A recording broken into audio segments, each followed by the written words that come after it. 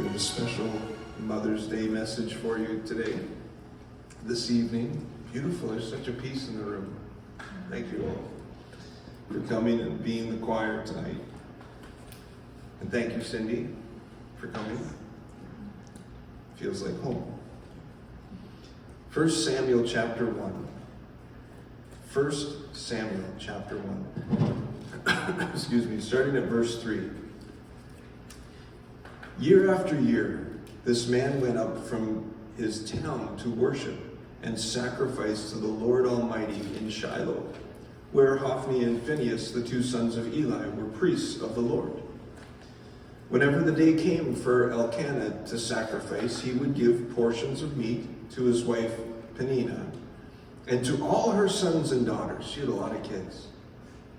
But to Hannah, his other wife, he gave a double portion because he loved her, and the Lord had closed her womb. Because the Lord had closed Hannah's womb, her rival, the first wife, kept provoking her in order to irritate her. This went on year after year. Whenever Hannah went up to the house of the Lord, her rival provoked her. Peninnah would provoke her till she wept and would not eat. Her husband Elkanah would say to her, Hannah, why are you weeping? Why don't you eat? Why are you so downhearted? Don't I mean more to you than 10 sons?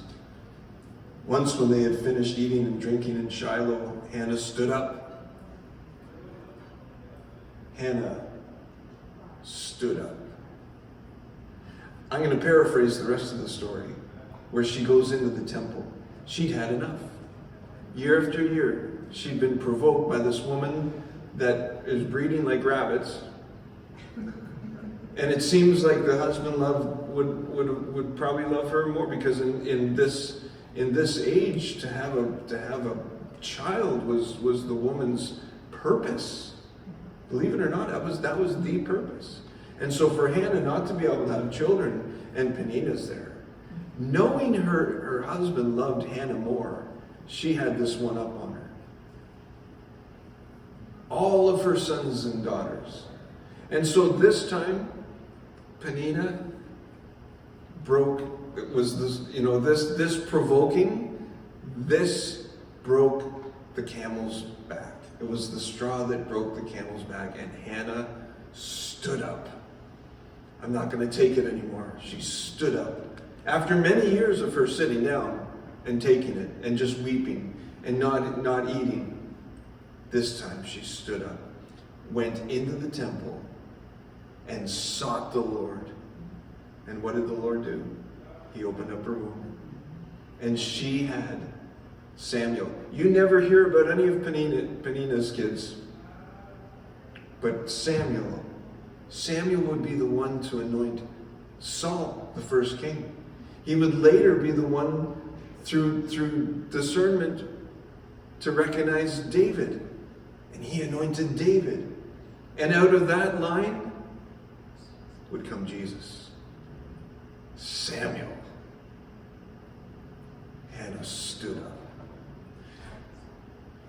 It was this morning that Kristal and I, we got up and we have a little fire pit, and so we had a fire for a couple hours with our morning coffee, and we got talking about Mother's Day and how it's not a bowl of cherries for everybody.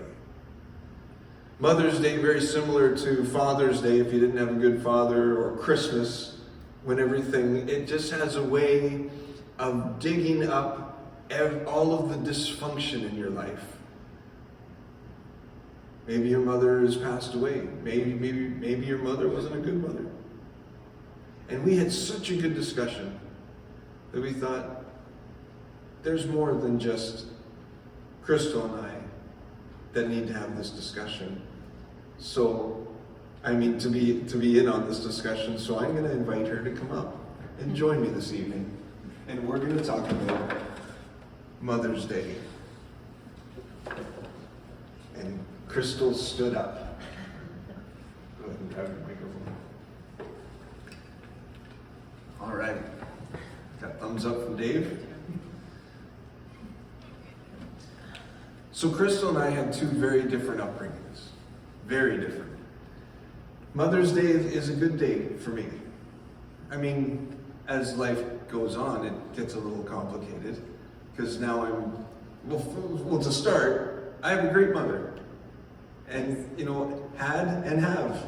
I'm 53 years old, and I still have a great, godly mother that taught me the ways of the Lord. I mean, there was a wooden spoon there too, but she taught me the ways of the Lord. And I never, even when she was chasing me around the house with a wooden spoon, I never doubted that she loved me. But I have a great, godly mother. And so Mother's Day was, I want to honor my mother.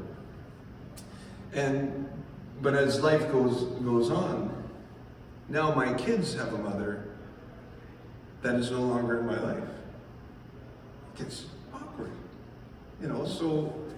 but is it still my job to tell them, don't forget Mother's Day? Well, I think it is. Just because you don't ever want your circumstances, we talked about this last week, to change who you are. You never let anyone else change who you are. And so if you're a kind, generous man, you stay a kind, generous man or woman. But Kristal's upbringing was a little bit different. Care to share? So for myself, my mom went to church. We lived in London, and she went to the London Gospel Temple. I still remember the name of it. It was a pretty good church, and she was a great mom. It's just she was easily manipulated, and you could kind of walk all over her. So my dad wasn't very kind. And even before your dad, she had some abuse in her life. She did. So Put your hand a little lower on the mic. sorry. She, her and her friends, they were abused when they were on the street. Biker gang happened upon them, and you can imagine how that turned out. And my brother and I are miracles, so. But she also has, I think that she has a little, excuse me, ADHD, ADD, like she's got a mental deficit. So I love my mom, and she's a strong woman for everything that she's gone through, but she is easily manipulated. Very, very childlike. Everyone loves my mom. She's a sweet woman. There's nothing bad she's ever done to me. I'm gonna say that now. There's nothing bad that my mom has ever done to me. No ill will she would ever wish anybody. She is so friendly, she befriends the wrong people, is the problem. Can't discern between. Yeah, and so, my dad took advantage of that, and she would have stayed in that marriage, but, it was abusive physically, emotionally, financially, and so he moved out.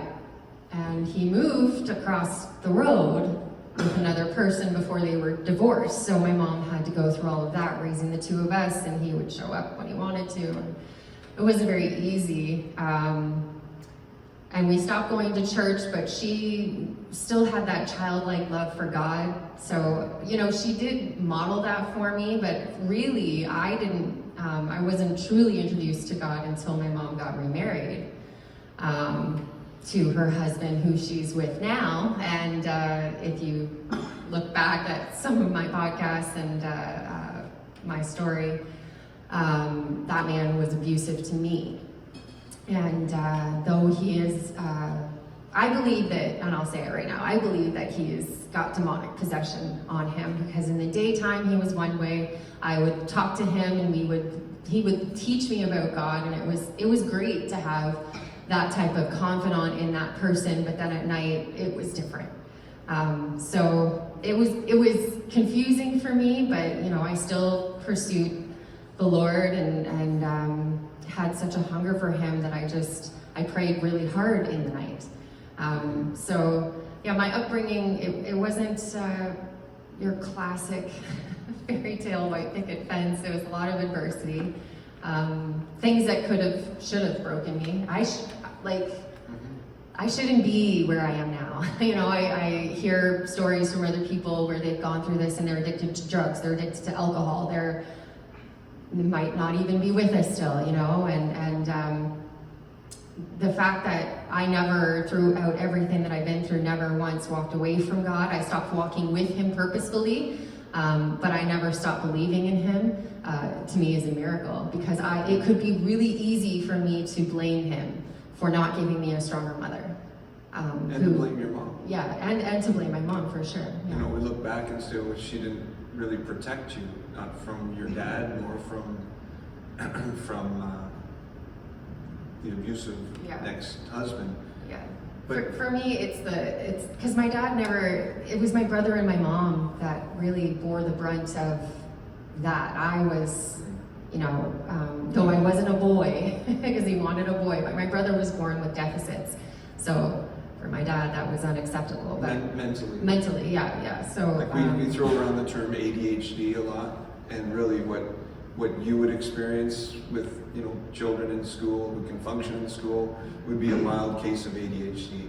But Robert has severe ADHD and just does not know how to function, and it affects him socially. He's on Ontario disability.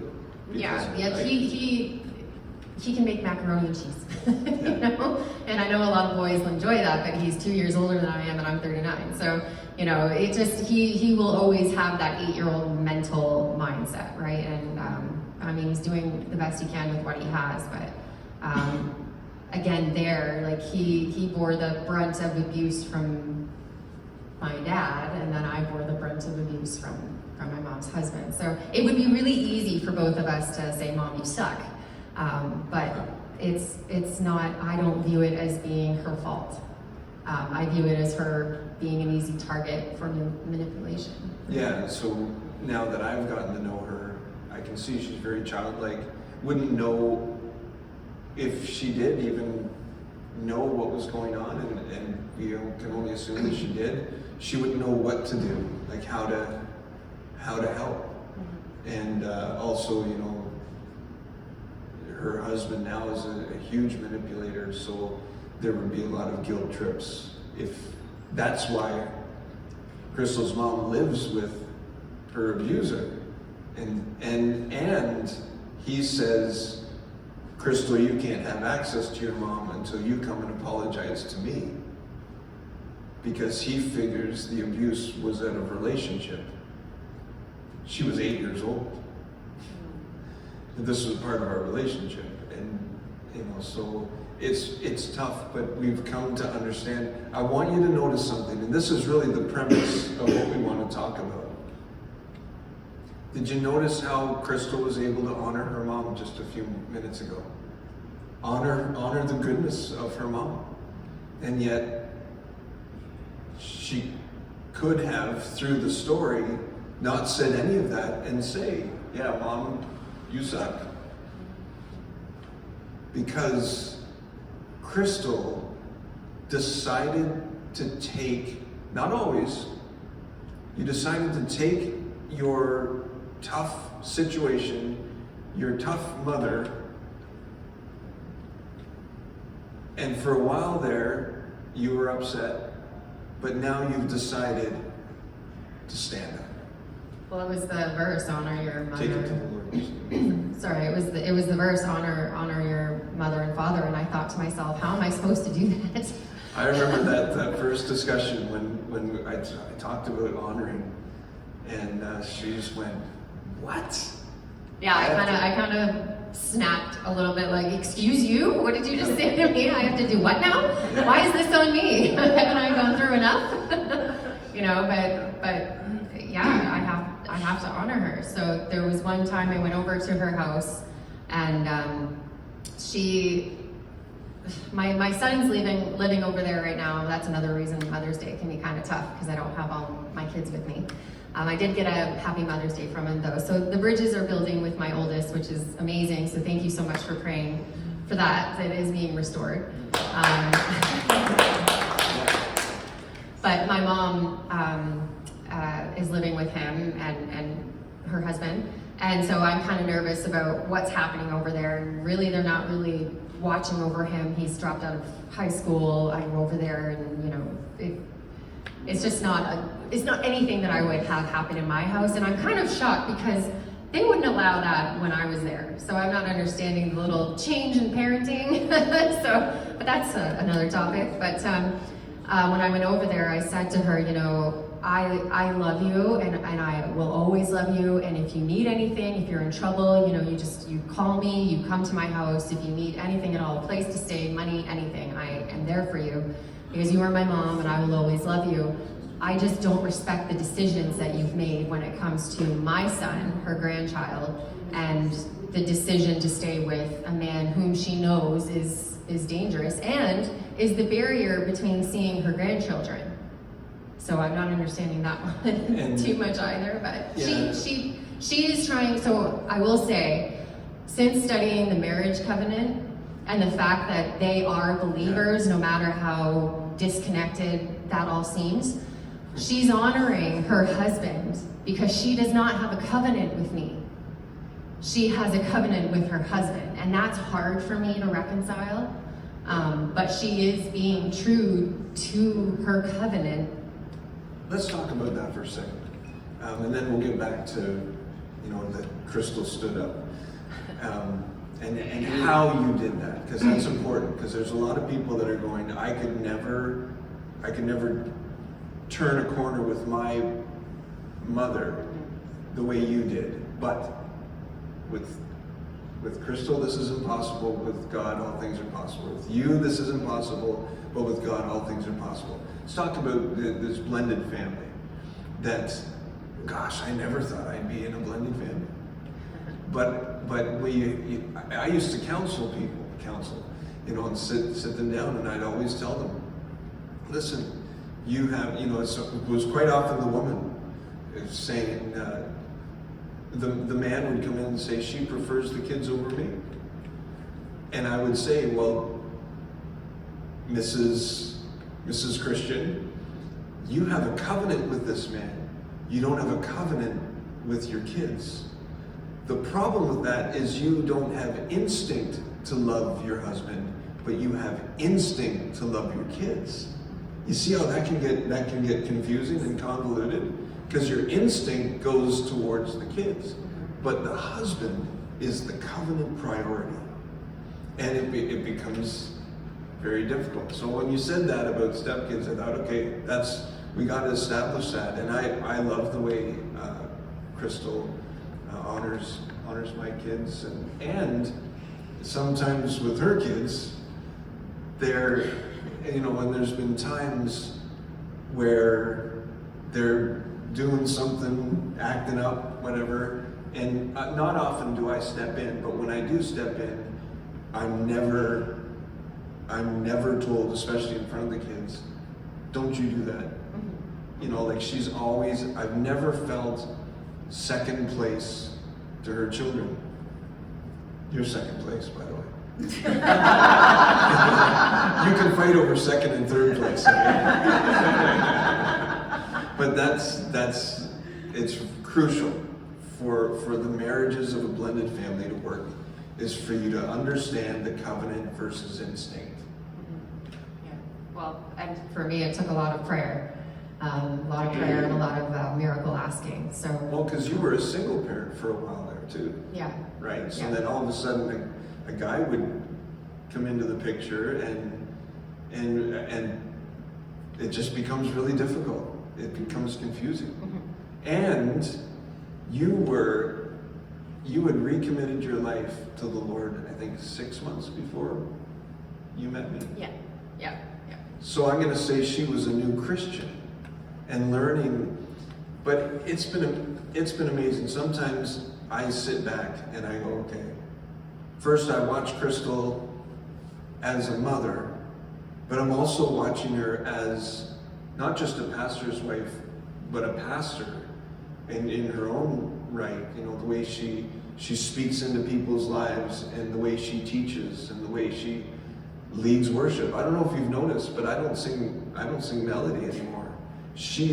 I may be calling out, you know, chorus, verse, but she's leading you in worship. I don't know if you've noticed that. And so to watch this, and I think you are a miracle. Understanding your past, but even that, the way you parent How did you learn that? Well, the fortunate thing is my parents taught me what not to do. So, I just relying on God that I'm doing it right. But I've always been the type of person to honor my partner. Even in my first marriage, I honored my husband. I followed where he led, and unfortunately it led to a little immorality, and it caused me an identity crisis, and I forgot who I was, and then it just put me into a depression, and that's where I got scared, because I felt like I was a shell of myself, and I can see my mom being a shell of herself, and so everything I worked hard to try and not become, I could slowly see, I'm becoming that. And how, when I looked at it that way, and how I felt like I was left behind, there was no way I was going to do that to my kids. And so through the depression and then trying to get back up on my own feet and then trying to do it my own way, I still always put my kids first, to the point where there would be times I wouldn't eat. They would have food and I wouldn't. Being a single mom, trying to pay the rent and all that, it gets difficult. No child support or anything like that, because I didn't ask for it. I was the one who made the decision to go.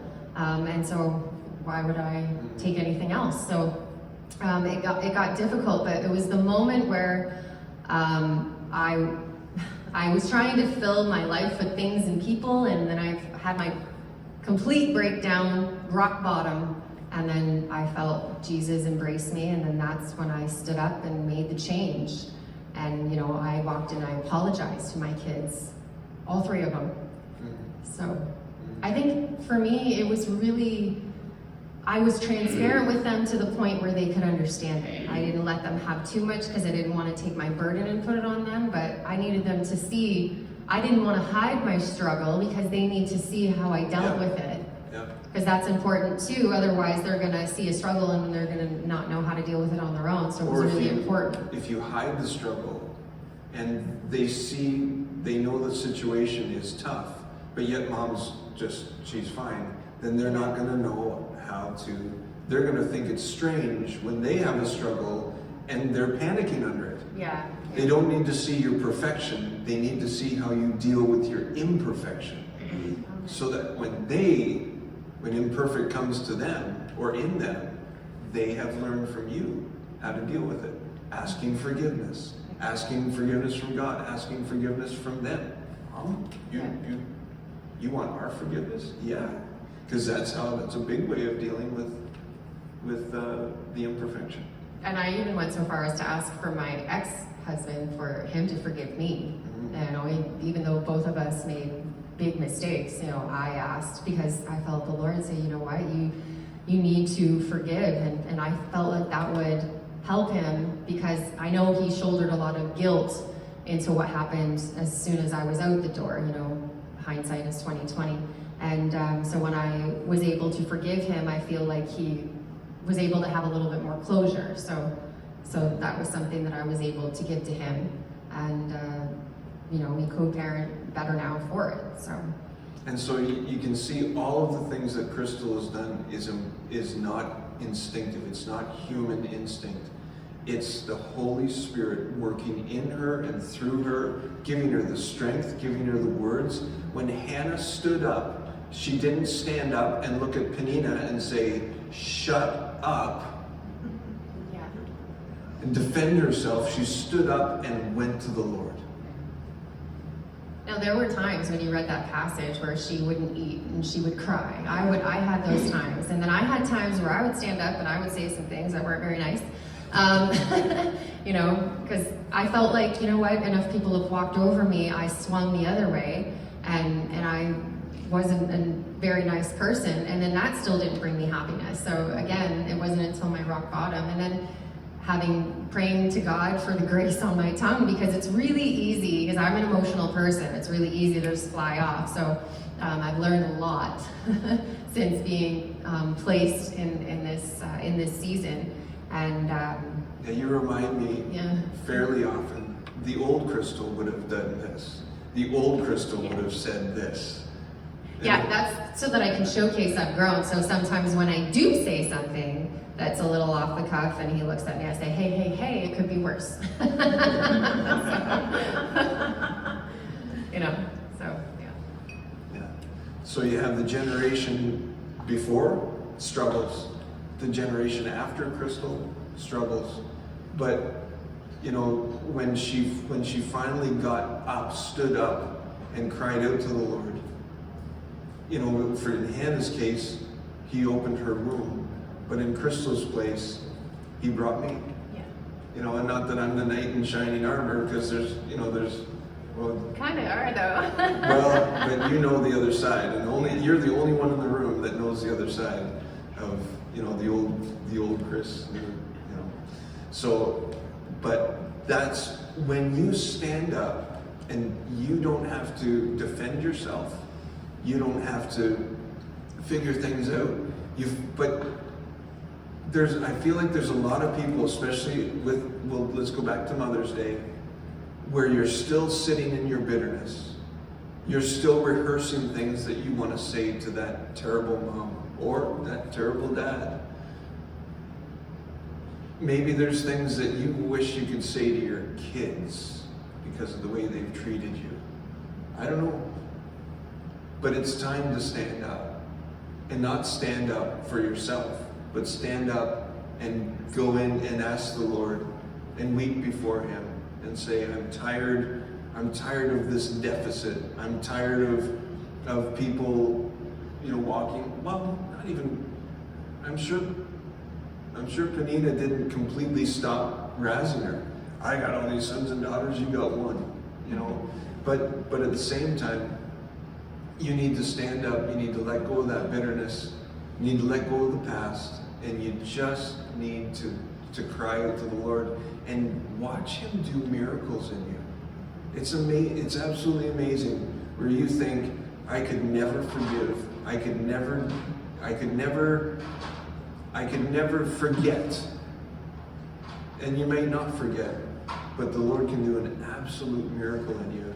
And that's really the crux of what we wanted to say tonight, is to share once again Kristal's story, which is a miracle.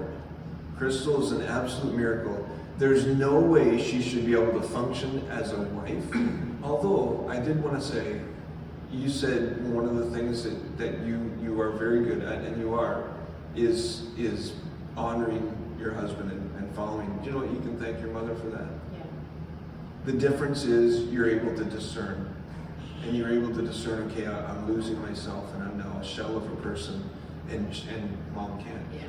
Right? It can be difficult because I know there's a lot of people who don't have their moms and they might be listening to me like, just go make your peace with your mom because you never know when she's going to be gone. And it's odd for me because she knows I'm here for her, but there's a barrier. And so this morning I found myself grieving over my mother, though she isn't passed away. She's still here. So it is very difficult. Yeah, 2 blocks away. Yeah, she doesn't live that far away from us. But she's not allowed. Yeah. Just to sneak out too. Yeah, and it's so funny, I don't want to cause a problem in their marriage, right? So it's just, it's really difficult. But again, the only way that I can see it that way is because I have asked God to open my eyes and open my heart to the point where, you know, I understand, even though it doesn't make any sense to any normal or other human being, I can understand why she's where she is. So. You know, I really feel to kind of, we have a nice intimate group here. Are there any questions or comments, or you want to share your angst with us? You know? No.